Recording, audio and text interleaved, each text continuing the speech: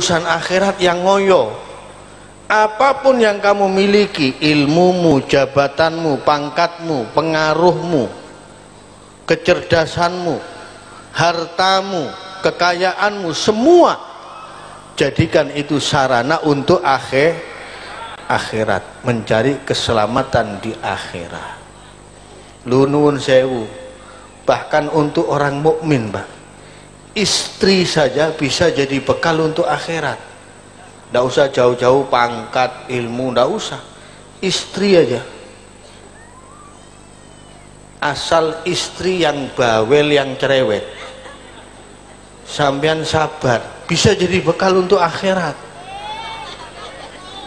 Loh ya Bu, ini betul ya. Bahkan disebutkan dalam hadis, man sabara ala su'i khuluqi zaujatih a'tahu Allahu mithla thawabi Ayyub alaihi salam. Kalau ada orang punya istri bawel cerewet, sampai sabar, diberi pahala seperti pahalanya Nabi Ayyub alaihi salam. Yang amin justru departemen perwedoan. Sebaliknya, waman sabarat ala su'i khuluqi zawjiha a'taha Allahu mithla thawabi Asia imra'ati Fir'aun. Kalau ada wanita punya suami kok kasar perangainya, kereng ya, ngamuan, muring-muringan, sabar Bu, sampean ngadepi, sampean dapat pahala seperti Sayyidah Asiyah binti Muzahim, istrinya Fir'aun. Kok protes sampean? Loh, ini ada ceritanya. Saya tutup dengan cerita terakhir. Ada orang jadi wali gara-gara sabar ngadepi istri. Saya ndak ngarang, cerita ini ada di kitab. Di daerah Yaman Selatan sana ada seorang wali besar namanya Asy-Syaikh Abdurrahman Bajal Haban. Ada yang menyebut Bajal Haban, ada yang menyebut Bajalahban. Biasanya dibuat tawasul kalau kepingin urusan rezeki lancar, tawasulnya kepada beliau, Asy-Syaikh Abdurrahman Bajal Haban. Syekh Abdurrahman Bajal Haban ini istrinya bawelnya luar biasa, cerewet, bawel, pendino, murang-muring terus. Setiap hari mulai pagi sampai sore, sampai pagi lagi istrinya niki cerewetnya luar biasa, ngomel gak mari-mari. Tapi Syekh Abdurrahman Bajal Haban sabar.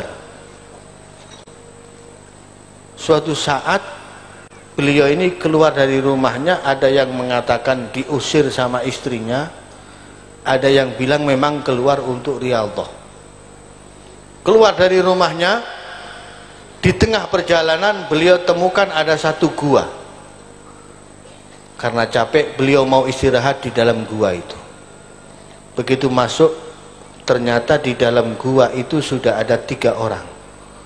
Assalamualaikum. Waalaikumsalam warahmatullah. Kata Syekh Abdurrahman Bajal Haban, mohon maaf, boleh nggak saya numpang istirahat di sini? Oh, boleh. Kalau cuma numpang istirahat silahkan, tapi urusan makan sendiri-sendiri. Loh, maksudnya gimana? Kami ini kalau mau makan berdoa dulu kepada Allah. Ternyata 3 ini orang wali-wali semua, orang hebat semua. Makanya sampean kalau mau numpang istirahat di sini boleh, dengan catatan nanti kalau waktunya makan sampean juga harus berdoa kepada Allah, minta makan sendiri kepada Allah. Oh ya, saya coba masuk ke dalam gua itu. Hari pertama, orang pertama berdoa, begitu angkat tangan langsung turun dari atas, grup ya, 1 bagi makanan, dimakan bareng-bareng.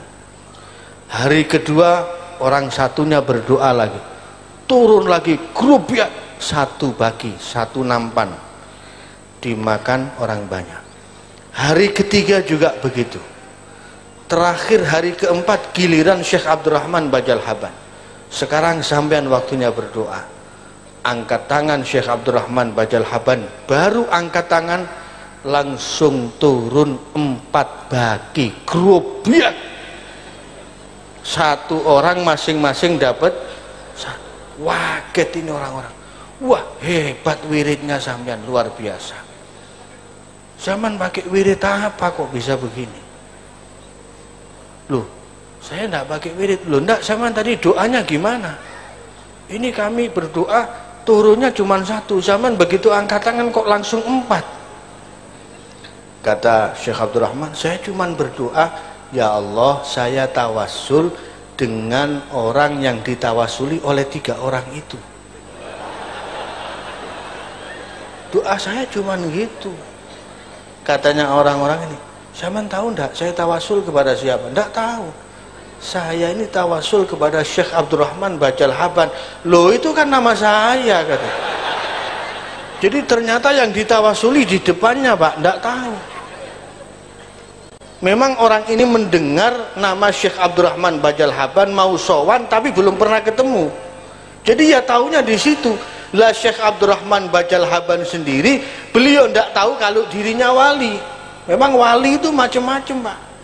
Ada wali yang masyhur, diketahui orang banyak, orang lain tahu, dia juga tahu kalau dia wali. Ada wali itu yang orang lain tahu, dia nggak tahu. Ada wali itu yang dia tahu, orang lain nggak tahu. Makanya jangan ngeremehkan orang. Wala tahtakir ahadan la'alla fihi wilayatullah. Bisa jadi orang yang kamu remehkan itu walinya Allah. Nah, makanya macam-macam wali itu. Ya ada wali-wali yang model begini, wali murid, wali santri, wali-wali dina, wali jami'il muslimin wal al-ahya'i minhum wal amwat. Macam-macam wali itulah. Ada suatu saat ada satu orang ini ingin sambang ke saudaranya. Dia sudah lama tidak ketemu sama saudaranya. Berangkat dia ke rumahnya saudaranya. Begitu sampai di rumahnya saudaranya, ternyata diketok pintu, yang bukain pintu istrinya.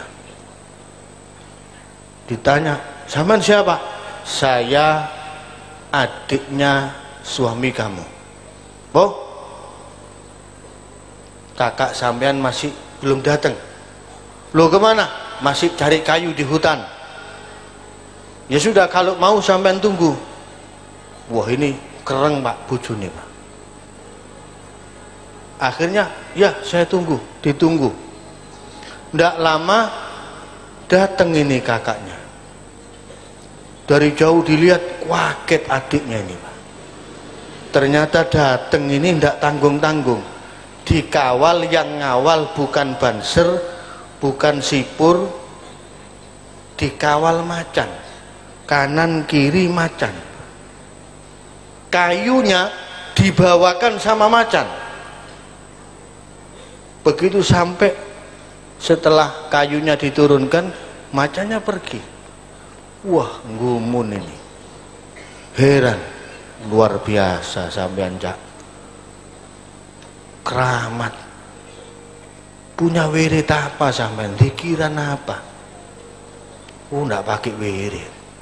Lah terus, ya ini cukup barokahnya si cerewet ini. Karena saya punya istri cerewet, saya sabar. Alhamdulillah diberi karomah oleh Allah. Macan bisa nurut sama saya. Macan pun bisa nurut, tunduk. Masya Allah, kata adiknya. Coba tahu begitu, dulu saya milih jodoh yang cerewet.